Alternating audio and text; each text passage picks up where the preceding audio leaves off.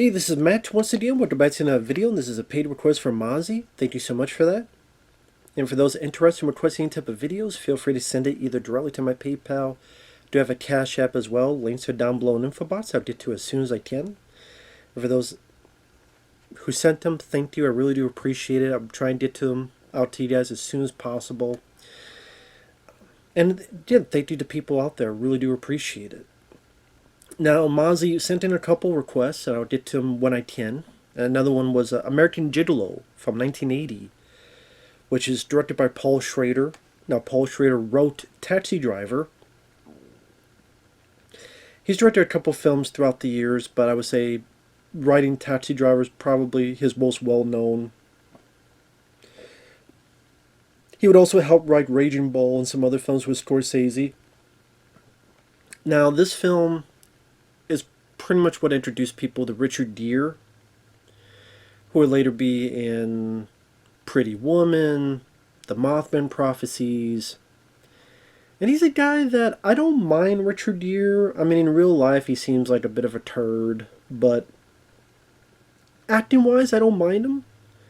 You know, when I've seen him stuff, like, I love The Mothman Prophecies. I think that's a bit underrated. This is one he did called The Flock. I did not mind him. I remember not minding that one.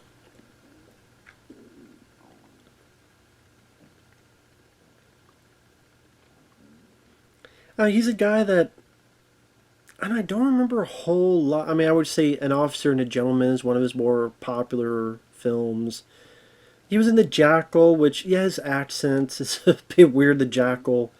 But I didn't mind him in it other than that. Like, he's an actor I like. That's what I'm getting at. I do like Richard Gere. Now, this film, like I said, got him prominence, got him started, got people noticing who he was. And he plays a male escort that goes after the upper echelon of women, upper class. And he's a guy that likes giving pleasure, but you can tell throughout the film he's a guy that doesn't really receive pleasure and doesn't even know really how to. Like, he seems like he has a very lowly existence, where he's very much proper about his attire, Armani. Apparently, this is a film that a lot of people started dressing in Armani, was because of this film. And he'll treat a woman and pleasure a woman. He tells a story about how this woman had not had an orgasm for years and years, and then did stuff with her for 3 hours and finally did it, and he felt satisfied, but at the same time it feels like he's never willing to receive love, or in kind of a lonely existence, like detached. So he's going about his business, and he'll either be kind of seducing this older woman who's in town. I'll be your chauffeur. I'll take you wherever you need to go. Vintage places where they're selling older stuff. Courting her. He'll be at a bar and goes up to a woman who's speaking French. Realizes she's a senator's wife. And then she'll be upfront about it. How much?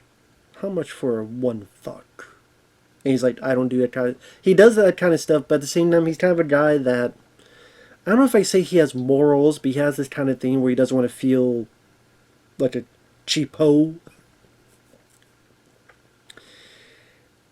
But this lady, who's the senator's wife, she starts falling in love with him, you know, kind of obsessing over him. And it's played by Lauren Hutton. I would say that was my favorite part of the film, is the stuff between Richard Gere and Lauren Hutton. Because it kind of bought what they were going with. Like, she is hooked to him. Like, she's interested, intrigued by him. And then the few times they go to bed together, you tell the afterward kind of glow.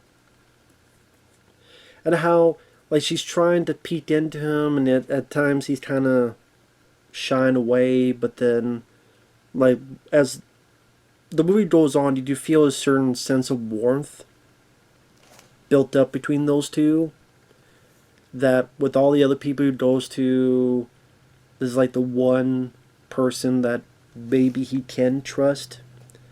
Because it seems like there's other people you could trust, because what happens is, it actually takes a while for this to happen. Where, well, I guess not too long. Not as long as I make it out to be. There's one part where he's supposed to be with this guy's wife while he watches. And the guy's like, now slap her. I think the words is, now slap that cunt. And he does it. Now, again, you don't see him do that. It's just he hears it, then it cuts away. And that's why I was a bit surprised. I guess because it's Paul Schrader writing it and he wrote Taxi Driver, I thought this was going to be a much more like explicit, maybe gritty movie. And it's not. I mean, there's some nudity in it. There's even some male nudity in it by Richard Gere. Didn't see any gerbils up his ass, so who knows if that was true or not. I don't know if people remember the the urban legend where, oh, Richard Gere had a gerbil up his ass. That was an urban legend I heard for the longest time. I dare someone to ask Richard Gere about that. Granted, he'd probably be pissed and leave, but it'll be, you know. I remember one rumor I heard was that Sylvester Stallone made up that rumor. I don't know what's true or what's not. I mean, that'd be saying ask Stallone if someone has the guts to it. Did you make up the rumor that Richard Gere had a gerbil up his ass? Maybe it's just all rumor that I misheard and anyway.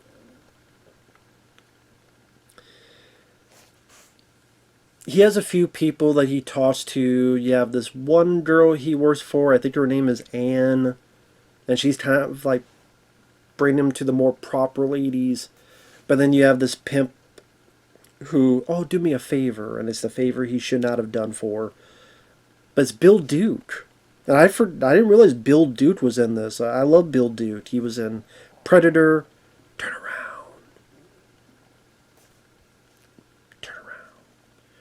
He was in Commando. This Dream Boy's gonna kick your ass. He was the captain in Action Jackson. Always great. It was always great to see Bill Duke. He was in Exit Wounds. Just a wonderful, stern actor with a great presence, great look to him. And Richard Gere tells him, listen, I don't like that. I had to have this rough trick. Like, you know I don't go for the teeny stuff. Not going to do any more favors for you. So while that's going on, and he's very proper in his life, luxurious clothes, car that he drives, the place that he lives at, slowly bonding with his Lauren Hutton lady. There's a murder that happened. That girl that he went to, that the guy wanted to watch, she's been found dead. And now Hector Elizondo, who was in Leviathan, he was in Beverly Hills Cop 3, he was on that TV show Chicago Hope, he is investigating the case, and Richard Gere's character is the suspect. And Hector Elizondo did a good job as well. He's a capable actor. You tell that he has a bit of envy for Richard Gere, of what he does. And even Richard Gere goes, giving pleasure to women, I'm supposed to feel guilty for that? Yeah, but it's illegal, what you're doing. Well, made by men, and sometimes they're stupid. Sometimes their rules are stupid. Brimmer's saying that me giving pleasure to women, that's a stupid law to be up against it. Which, I'll be honest, okay, I'm going to say this. Hooking should be legal. If you're willing to pay for pussy or whatever, and if she's down for it, and you're down for it, and you're using protection as in you're both clean, you don't have STDs, Don't get people pregnant and keep deleting babies. Like any other business, make sure go through the proper channels. Have like a bit, have a building like next to Walmart or something. You want to get like, I think we'd be a much calmer society. See, I'm gonna go off a tangent. I really do believe this. If there was a hooking agency that was like across the country where you want to get laid, you go in, pump and dump, you leave. Yes, like everything, there's always well, there could be crazies. Well, there's crazies in Walmart too. There's crazies everywhere. I mean, how many Walmarts have been shot up? Among other places, there's always crazies everywhere. But like any other business, you have security, you have all this and that. You don't want to have cameras in there, fine. Then have it be like there's some button you push and boom, go right in. Again, make it legal. I think it would be a much calmer society. You're stressed, you go in, you pay your money. Whew, man, that was a relief. And then you don't have to worry about your websites. You don't have to worry about. Well, I think that was the thing on Craigslist, and they took that away. And go to these seedy areas, and you don't have to worry. Just go in and your massage. There's your massage parlors and happy endings and stuff. Sure, but I mean, just have. I mean, if they're willing to pay, and you always there's risking everything. Why not make it legal? Fuck it. Why not? That's their choice. Go for it. That's just me, though. That's just me spitballing there, so to speak. So, of course, yeah, there's definitely an envy that Hector Elizondo plays against Richard Gere's character. And he's being framed.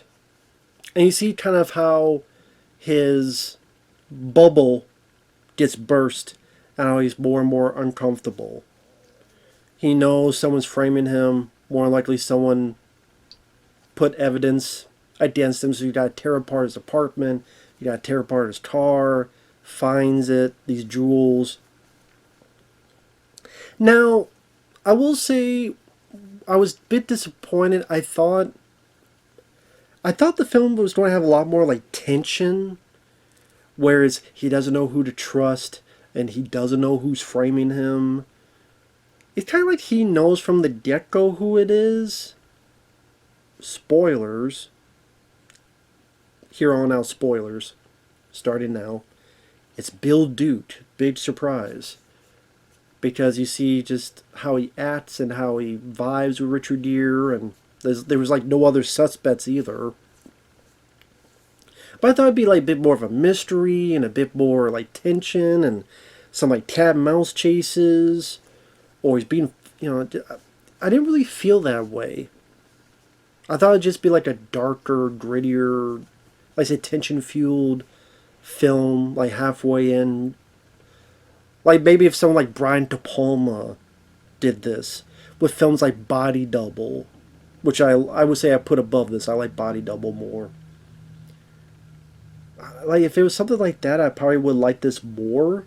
Well, I thought this was okay at the end of the day. I thought Richard Gere was muted, but gave a decent performance. Lauren Hutton, I thought the two of them worked very well. I bought their love that grew for each other. Jojo Moroder, who did the score for Starface, I liked his music for this. This is a movie that had the song "Call Me" by Blondie. Call me, ba da da da da da, which I think was in Bride of Chucky later on, and among other stuff. So Jojo Moroder takes that song and plays it a bit into his score, which I thought was nice. Decent score. There's some good looking moments. Like one bit that's interesting is when he's tearing up his apartment, the Venetian blinds make it look like he's in a jail cell or some type of cell.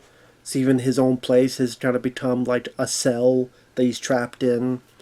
And the idea is that he goes to this one person and they're not going to give him an alibi because they have a husband that they don't want to screw up their marriage.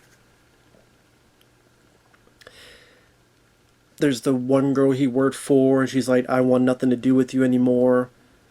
Maybe if there's like a few more clients that he had that he would go to each one and each one turn him down, you see this sense of tension, exasperation, frustration that feels like the walls are closing in. I just feel like a lot more could have been done with that notion, with that mood.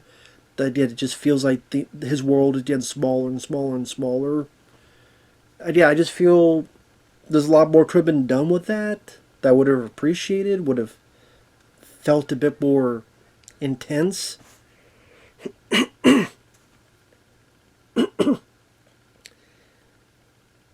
I just didn't feel that tension as much as I should, as I thought the movie was going to give me.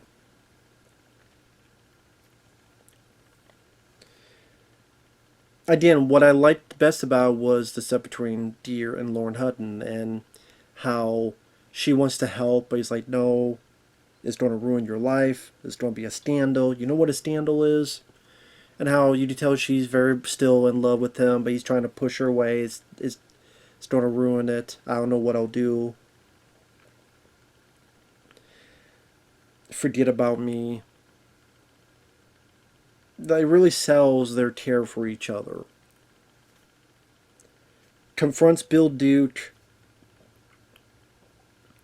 He gets mad at him, pushes him off the out the window, tries to save Bill Duke, slips, falls to his death. He's in jail. I guess people saw that he was trying to help the guy, but then it's going to be more about this first death. And then all of a sudden, Lauren Hutton comes up and goes, I'm going to help him out. Why? Because he was with me that night. He wasn't there. So she finally gives him the alibi.